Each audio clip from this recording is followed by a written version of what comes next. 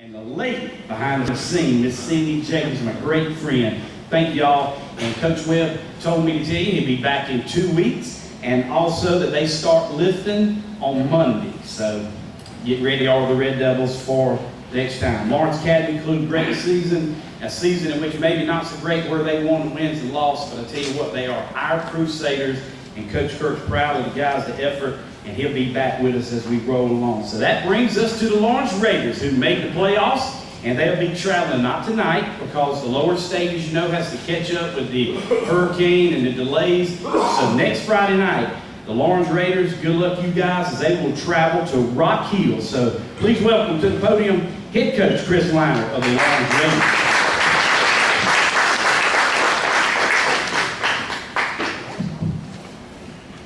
I won't be long today, I promise, but first of all, that food was awesome. So whoever was responsible for that, I'm taking my son to the Georgia-Kentucky game this weekend. I'm leaving right after this, and I'm probably going to be mad about halfway, maybe around Carson Newman, but that was really, really good, and we appreciate y'all doing that.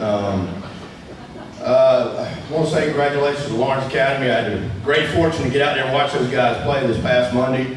I was surprised, honestly, at the level of talent that they have. They had 4 or 5 more kids, they'd be darn good. I mean, just to be honest. And but it was exciting to get to go out there and watch you guys, and was proud of you for winning in a big way. Look forward to hearing Coach Citadel. We've tried to pattern what we do this year offensively, almost, I'm not going to say identical to them, but very, very, very similar. We finally kind of got it going here recently. Played TL Hannah 2 weeks ago, and if I was Coach Thompson, I would recruit their entire team. They have some dudes, a lot of them. They're good. It's a game that we rushed for 350 yards. We moved the ball, had a 19-play drive in the first quarter, started the second quarter. And it wasn't garbage time yards. We just couldn't stop them. And we tried some different things, and when we did, they would just throw the ball to some people we didn't have anybody to match up with, and they beat us. And then this past week, we had a huge win for us to qualify for the playoffs, and we beat Easley on senior night, beat them pretty good. And our kids came out. It's the best I've seen us play, and I know some people say, oh, it was just Easley. Well, it was the Easley team that beat Greenwood the 2 weeks before that. And so we were able to kind of shut them down, and we rushed for 400 yards, 397 yards, in that game.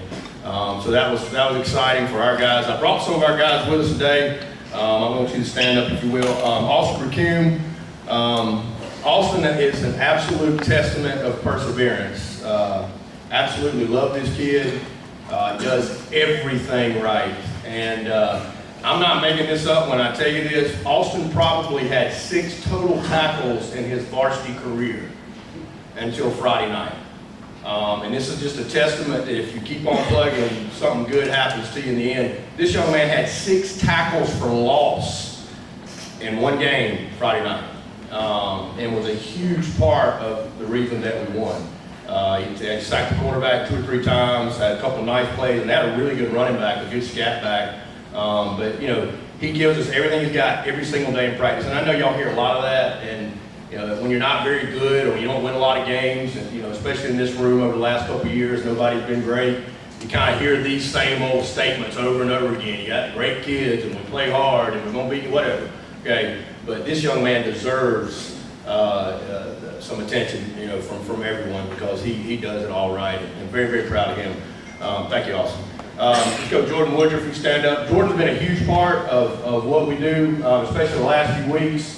Jordan had over 100 yards rushing against Hannah. Had another, 60, 70-yard touchdown run the other night against Easley, and has really gotten better as the year went on. He's a very, very good athlete. He's a junior, so we got him back. Excited to have him on our football team. He's a class guy, he's a smart guy. He does everything that you want as a coach. Thank you. And now go ahead, and Connor and Wesley. These 2 guys have been here before. These are 2 of our captains. I've been extremely proud again of both of these guys. Connor's been playing with a bum ankle the last few weeks and played really well again Friday night. And Wesley has been playing well for us all year, and they've done a great job, trying to help us lead our team as the season went on. We probably had our best practice of the entire year defensively yesterday, which is kind of odd. Normally when the round ball starts bouncing and you got all these distractions that goes on in the 16, 17, 18-year-old head, this time of year can be tough football-wise. But these guys flat out got after it yesterday. We had some fun at the end of practice yesterday with our team. We had the first annual, we called it the Fried Turkey Leg Bowl, where we let our scout guys just go at it, and I let our seniors coach them up at the last 30 minutes or 20 minutes of practice, and that was an absolute blast. If you came up to the end of practice, you thought we just weren't doing anything and farting around and the players were running everything, but that wasn't it at all. That was by design. So if you were there at the end of practice yesterday, it wasn't that we were just letting them run rampant. They were trying to coach them up, and that was a whole lot of fun.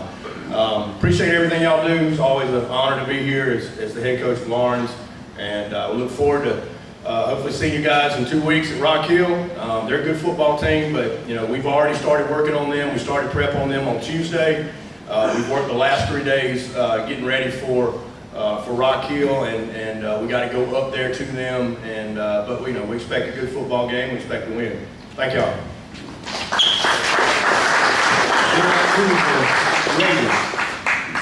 Gary Coleman, would you please stand at this time? And any of your teammates in here with you right now? Nobody here today. Let me tell you why I asked Coach Coleman to stand. You Raiders, you listen to this. Back in 1968, before the Raiders were the Raiders, it was the Lawrence Tigers. And tonight, right here at the Ridge, Gary Coleman, the Lawrence Tigers, and their teammates are going to celebrate their upper state championship of 1968 right here tonight. Let's give Gary and those Lawrence Tigers from yesteryear.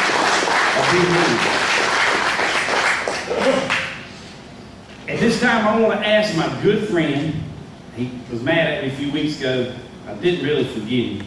Been friends with Kent Haltwanger for probably 30 years. He's the director of football operations, the tight end coach, he assists with the offensive line. Coach Spangler sounds like he's got you doing everything, Kent. And we want to bring Kent up right now to give the Blue Hose report for Presbyterian College. Coach Kent Haltwanger.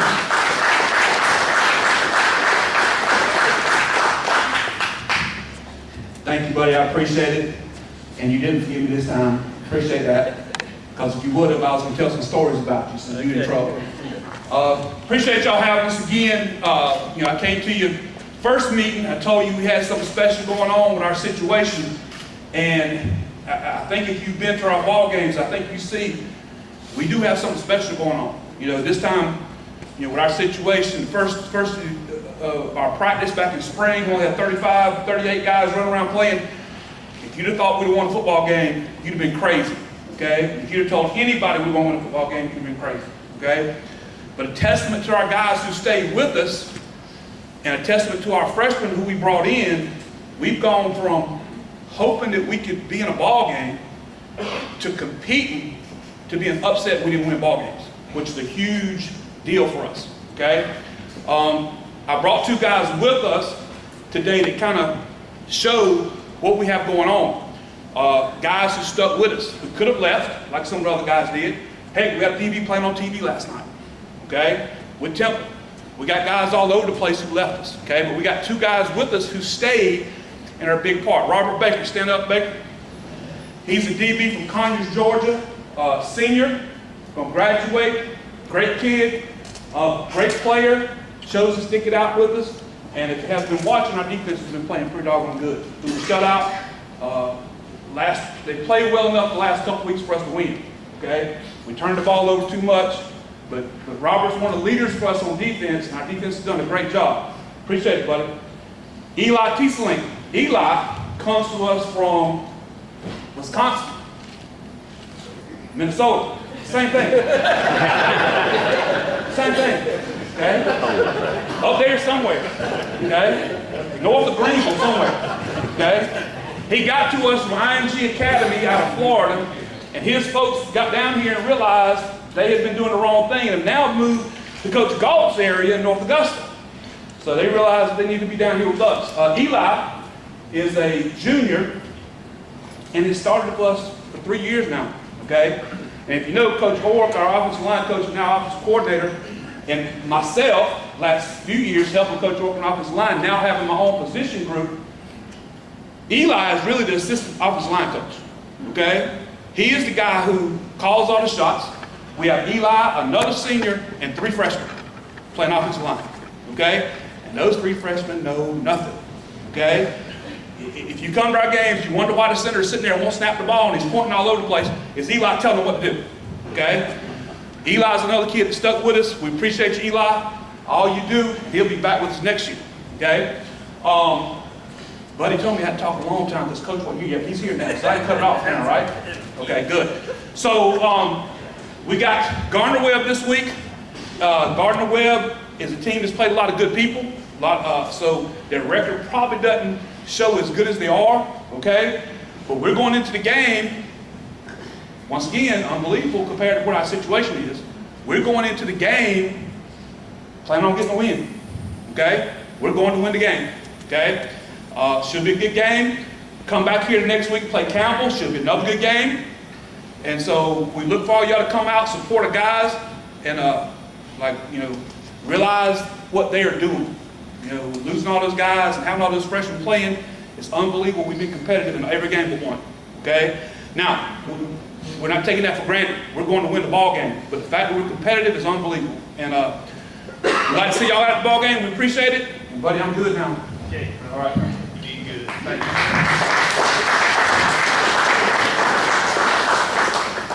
In just a few seconds, I'm going to bring Coach Nichols, who was teammate of Coach Thompson. They coached together at Bucknell.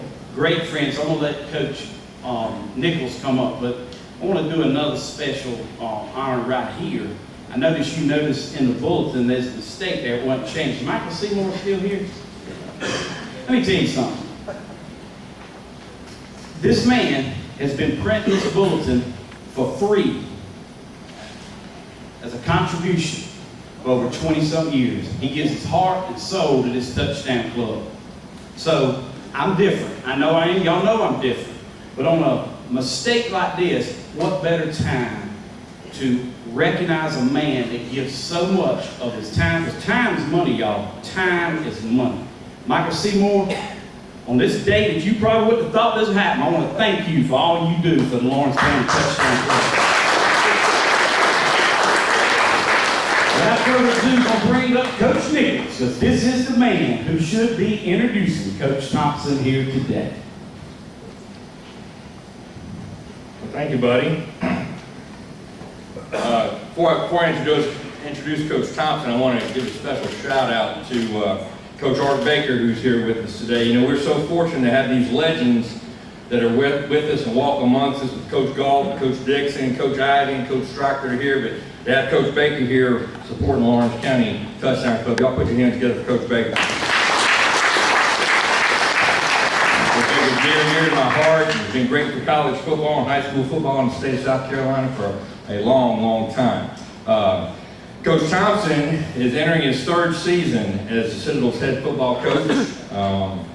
His 15 wins over the past 2 years are the most by a Citadel coach through two seasons, and the highest in Citadel history. Coach Thompson was named the Citadel's 25th head football coach in January of 2016. During his time, Citadel extended a program record 26 consecutive weeks ranked in the FCS top 25 and has been ranked in the top 10 in each of the last 2 seasons, reaching a high of number 4 in 2016 and as high as number 8 in 2017. Coach Thompson's first season in charge of the program featured a program record 10-game win streak, single season school record 6 road victories in the Southern Conference. That's hard to do. A 2nd consecutive conference championship and a number 6 national seed in the FCS playoffs, and the first home playoff game in 24 years in Citadel's history. He was named Southern Conference's Coach of the Year after that 10-2 campaign.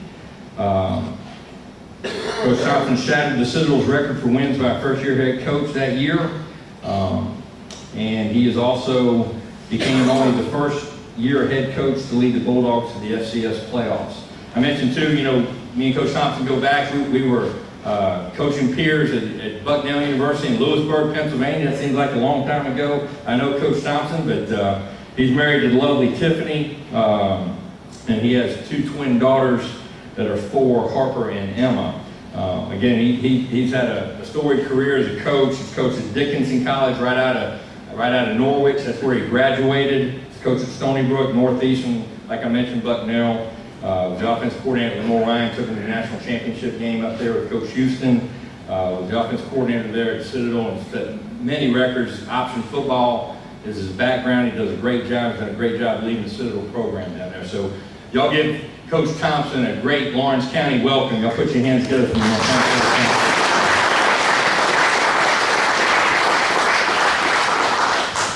Thank you, Coach. Coach Baker, the only guy in the room that's ever been in this seat right here before at the Citadel. Pleasure to see you again, Coach. Always a good time. Thank you, Coach Nichols. Coach Nichols and I go way back. Congratulations, Coach, on making the playoffs. Certainly not an easy feat, as we all can attest to. Coaching football can be very, very difficult at times. I've got one of my assistants with me who's done a long time recruiting in this area. Most of you guys will probably know him or recognize him, high school coaches in the area. Coach J.P. Gunners, our special teams coordinator, recruiting assistant. He handles all of our recruiting right now and all of our special teams. Does a great job for us. Just want to introduce him as well. As Coach Nichols mentioned, he and I did some hard time together down there at Bucknell. We did about a year. My bid at Bucknell was about 7 years. I had a real hard time there. But really, to be honest with you, is I've known Coach Nichols since he was at Rhode Island and I was at Northeastern. We coached against each other. So when he asked me to do this today, I said, well, I can say no to just about anybody else but Coach Nichols. I said no to him once, and then I tried to say no to him twice, and he wouldn't take no for an answer. I said, Coach, I'm on the road, and we're heading up to Western that week. I usually traditionally don't do this. I wait for all my bye weeks to get this thing done. But he said, look, here's what you're going to do is you're going to leave at about 10 o'clock. You're going to get in your car, you're going to drive about noon. I said, well, I don't know if I'll be able to leave. He goes, you're going to leave about 10 o'clock, you'll get up there about noon, you'll be here at about 12:15 or so. You'll speak, and then you just continue all the way up to Western, up to Cullowhee. When he put it to me that way, I said, I think he's got this thing figured out. I'm going to have to get out of here at about 10 o'clock. I left at about 9:45 to make sure I didn't disappoint Coach and get here on time. So I appreciate you guys. I appreciate being here. And anytime that I speak to a touchdown club, I want to talk a little bit about where I came from, a little bit about my background, because I think it pertains a lot. First of all, my dad was a high school coach for 32 years, and I wouldn't be coaching, nor would I be here today if it wasn't for my dad and his influence on my life. But not just his influence on my life, all of his assistants and all of my coaches that I've come into contact with throughout my whole career, guys such as Coach Nichols as well. Guys that have really been influential in everything that I've done. I've worked for some really good football coaches, and you work for some really just average football coaches as well, but you learn a lot from each of them. But here's my point, is touchdown clubs to me are what make high school football. It's a sense of community, it's a sense of belonging, it's a great where we can get together, probably about 40 or 50 of us in the room, and just talk about our young people and the great things and the special things that our young people are doing at the college level, at the high school level, at all levels of the high school level here in between. And that to me is what makes high school football probably the best of all levels to work out. When you get to our level, at the college level, it becomes a little bit more of a job, it becomes a little bit more of the wins and losses become that much more important. But we rely on everything that the high school coach does. We rely on the academics, we rely on the work ethic, we rely mostly upon the accountability that the high school coach has to instill in their players. Because by the time they get to us, we expect them to be good in the classroom, we expect them to be on time and accountable, we expect them also to be good football players. And if they don't have that development as a high school player, they don't have that development, then we don't want them. That's going to be very difficult, especially when you come to a place at the Citadel. The Citadel can be very, very challenging, as Coach Baker I'm sure knows. You can get away with a lot of things at a lot of different places that you can't get away with at the Citadel. And that's one thing that we want to make sure that we have once we get into the recruitment of any single player that we've got, is we want to make sure that we come from, we bring our players in from high school coaches that have a good solid background in making sure that they hold their players accountable. So I thank you, Coach Lyman, for everything that you guys do on your level. I know some guys on your staff, you guys do a terrific job. I've actually watched some of your film, and I've picked up a couple of things from what you guys are doing as well on the offensive side. You've got maybe one of the best offensive linemen that's ever played in the triple option system on your staff. And not only was he a good football player, but he was also a good person on the side as well. So that's a tremendous testament to you, as I've hired Coach Gunner, that you've been able to hire one of our guys from Lenore Ryan and been able to develop him as a football coach. A little bit about me is, after I left Bucknell and I left coach, I took over actually for Coach Nichols for the offensive coordinator job for 1 year. And then we had all gotten fired. Right after Coach took over, right after Coach left, I had purchased my first house there. I had been coaching football for about 14 or 15 years. Finally had become the offensive coordinator. I was everything from the wide receivers coach to the quarterbacks coach. And when Coach Nichols got there, Coach Nichols by trade is a quarterbacks coach and one of the best I've ever been around. So I was the quarterbacks coach on staff, and I quickly realized that there wasn't going to be room for 2 quarterbacks coaches on the staff there. So I went to Coach Nichols one day and I said, look, Coach, I said, I understand. I certainly don't want to coach the quarterbacks if you're here, because you can do the better job of it. So would you mind if I coached the offensive line? And I did. I coached the offensive line for my next 2 years. So my second year there, coaching the offensive line, Coach Nichols had taken the Presbyterian job. I had bought my first house, and I was finally the coordinator. I could finally afford a house. I had my eye on this house for about 2 or 3 years. And it was a beautiful house right downtown in Lewisburg.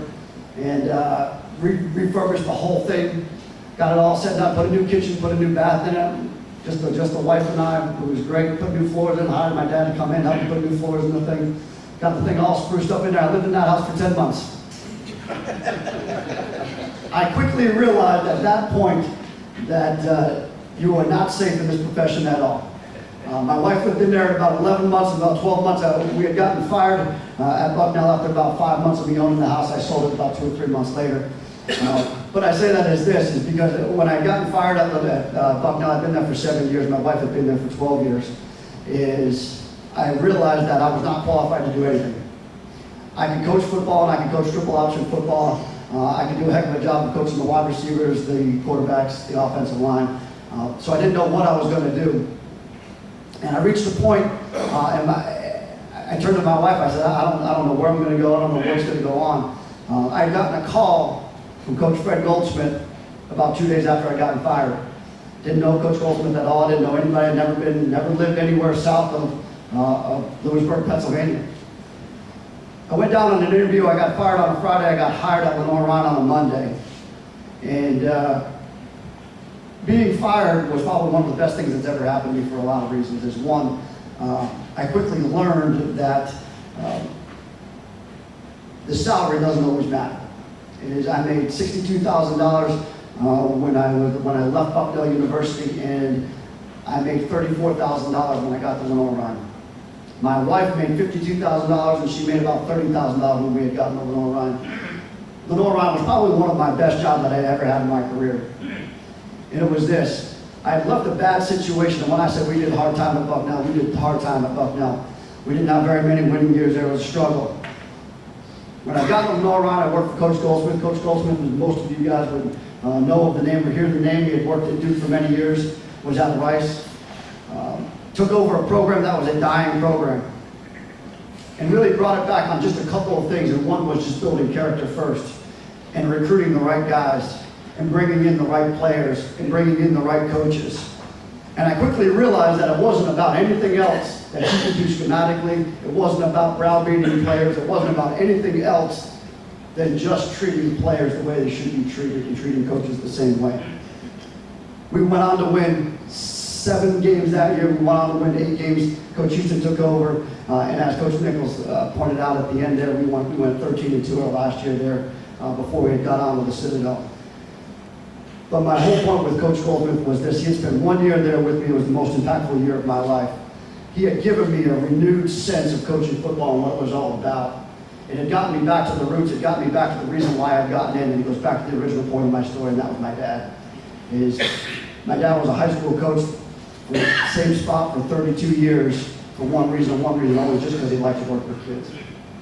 And I quickly realized when I became the head coach that I didn't like being the head coach because I was no longer involved in kids. So I quickly went back to being a position coach as well. This is my first year back coaching the running backs as well as being the head coach, only because I really like the interaction that I have with my players on that level. So I appreciate your time here. A little bit about me, a little bit about the history. We love this area of recruiting. We're going to take a lot of in-state guys this year. We've got a lot of in-state guys on our radar this year. I think it's going to be a great in-state year for us. Last year wasn't so good, although we did get a young man out of Greenwood. We're very pleased with. So we're going to keep on moving forward, and we encourage you guys to be Citadel supporters and come on down and visit. And I'll take any questions if anybody's got any. Bill? I want to put you on the spot, Coach. But Vito sent me some questions for you after. He's got plenty for me, I'm sure. Well, thank you very much. I appreciate you guys having me once again, and congratulations, Coach. Good luck to you in the playoffs here, and good luck to the rest of you guys. Thank you very much.